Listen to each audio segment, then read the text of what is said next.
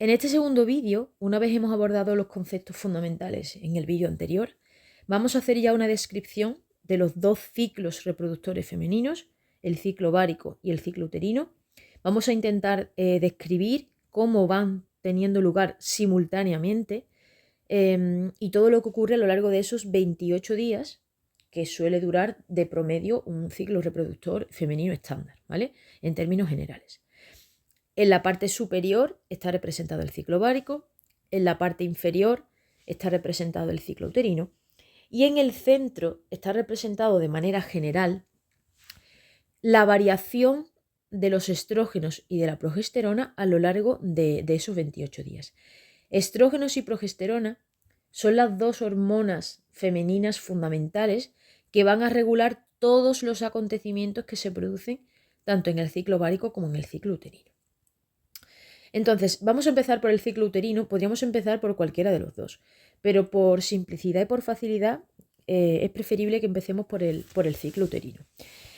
Este ciclo consta de 3 fases y comienza exactamente con la fase de menstruación, lo que comúnmente se conoce como regla. ¿En qué consiste esta fase? Pues desde el día 1 al día 5 o 7 de ese ciclo, lo que ocurre es que el endometrio se desprende del útero y es expulsado por la vagina.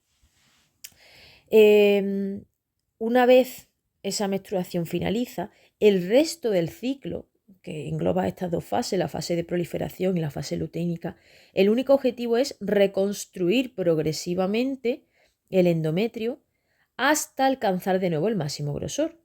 No es más que un periodo donde progresivamente vamos construyendo de nuevo endometrio hasta que alcancemos su grosor definitivo.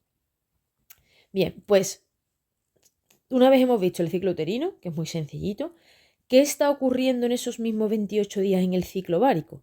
Pues mientras el útero se está preparando por si hubiera una posible fecundación o embarazo, en el ovario se están poniendo en marcha todos los acontecimientos para liberar a ese ovocito que podría ser fecundado. ¿Cómo liberamos nosotros ese ovocito para que esté listo por si hubiera una posible fecundación? Pues empezamos en la fase folicular, que dura aproximadamente hasta el día 13-14 del ciclo. Y el nombre ya te está indicando lo que ocurre en esta fase. De los cientos de miles de folículos que hay dentro del ovario, uno de ellos es seleccionado y comienza un proceso de maduración y de desarrollo, va ganando complejidad hasta que llega a un estado de máximo desarrollo, que este estado de este folículo es lo que se conoce como folículo de De Graaf. Bien, pues una vez ese folículo ha sido madurado, en torno al día 15-16, se produce el momento de la ovulación, o también entendido como la liberación del ovocito al exterior. ¿Cómo ocurre? Pues la pared del folículo de De Graaf se rompe, la pared del ovario se rompe y el ovocito es expulsado. ¿A dónde es expulsado? A la trompa de falopio. Va a comenzar un viaje por toda la trompa de falopio, donde si hubiera se encontraría con el espermatozoide, ¿sí?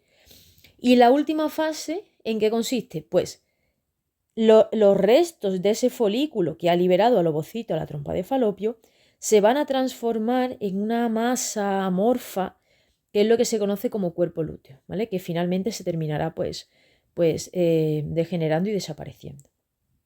Vale, entonces, vamos a ubicarnos en este punto del ciclo, en torno al día 20 aproximadamente, para que entendamos cómo está el cuerpo de la mujer en este momento del ciclo. Pues en el ovario tenemos, vamos a intentar dibujar aquí un pequeño esquemita, muy sencillo. Tenemos así, vale.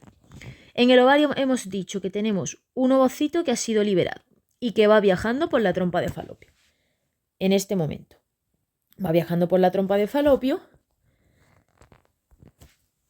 y en nuestro ovario tenemos que el resto del folículo se ha transformado en cuerpo lúteo, ¿sí? Eso está ocurriendo en esa parte del aparato reproductor femenino.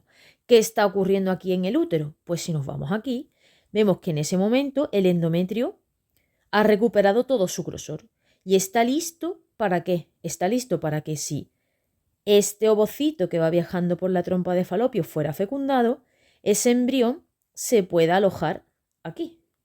en el endometrio. ¿Sí? Vale. Pregunta importante en este momento. ¿Cómo regulamos nosotros todo esto? ¿Cómo el cuerpo regula todos estos acontecimientos? Pues aquí es donde entra en juego los estrógenos y la progesterona. Por hacer una visual general, los estrógenos son producidos principalmente por los ovarios en este caso, ¿sí?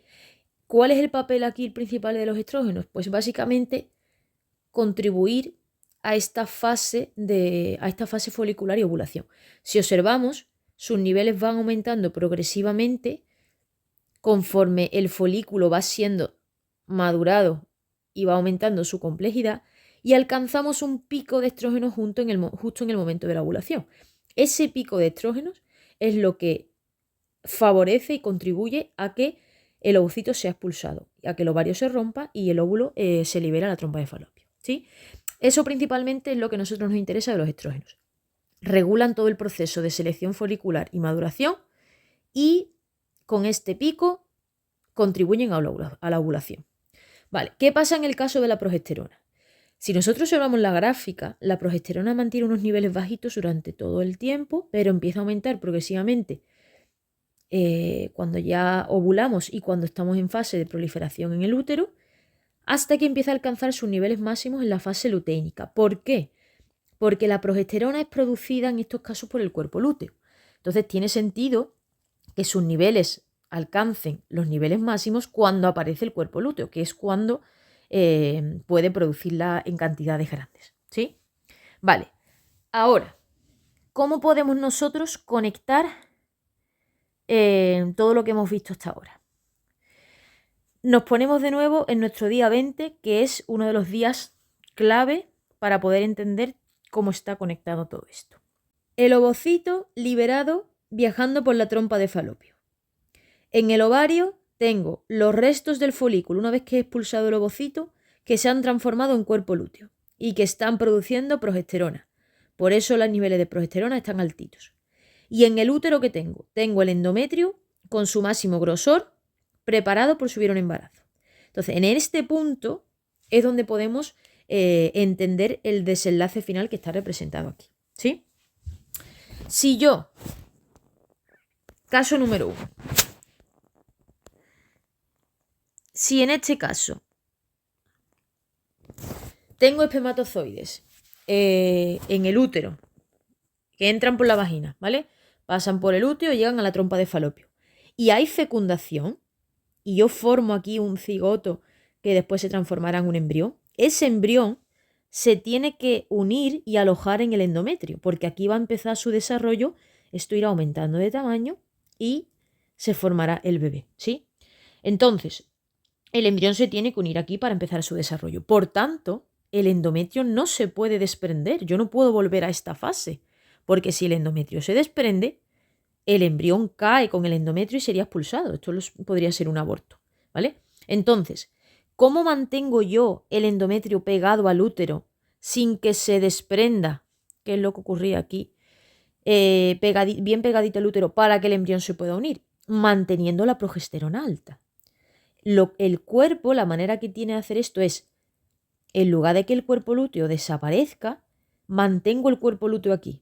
¿Para qué? Para que me siga produciendo progesterona durante al menos 2-3 semanas hasta que el embrión se una ahí bien y mantengo los niveles de progesterona alto para que pueda llevar a cabo las primeras semanas que son claves en la unión del embrión al endometrio, ¿vale? ¿Cuál es el segundo escenario? El segundo escenario es, vamos a quitar esto de aquí, el segundo escenario es que no tengo espermatozoides, no hay fecundación ninguna. Si no hay fecundación, yo este endometrio aquí no lo quiero para nada, porque como no hay embrión que se pueda unir, yo esto no lo necesito. ¿Qué ocurre en ese caso? Cuando el cuerpo detecta que no ha habido fecundación y no hay embrión, lo que ocurre es que el cuerpo lúteo desaparece. Este ciclo lo cierra. Cuando el cuerpo lúteo desaparece, deja de producir progesterona. La progesterona disminuye sus niveles y vuelve a unos niveles muy bajitos. Y cuando eso ocurre, como la progesterona era la hormona que mantenía el endometrio unido al útero, el endometrio se desprende y volvemos a iniciar un nuevo ciclo, ¿vale? cuando volvemos a iniciar un nuevo ciclo, si veis, la progesterona vuelve a sus niveles normales bajitos. ¿Sí? Entonces, esto básicamente es la conexión que hay. Aquí está el punto clave, que dependiendo si tengo embarazo o no tengo embarazo, yo volveré a iniciar otra vez el ciclo de 28 días, que es lo que se va repitiendo cuando no hay embarazo, pero si tengo embarazo, como sabéis, el ciclo menstrual como tal se detiene. Y durante esos meses, pues no hay ciclo menstrual de 28 días. ¿Vale?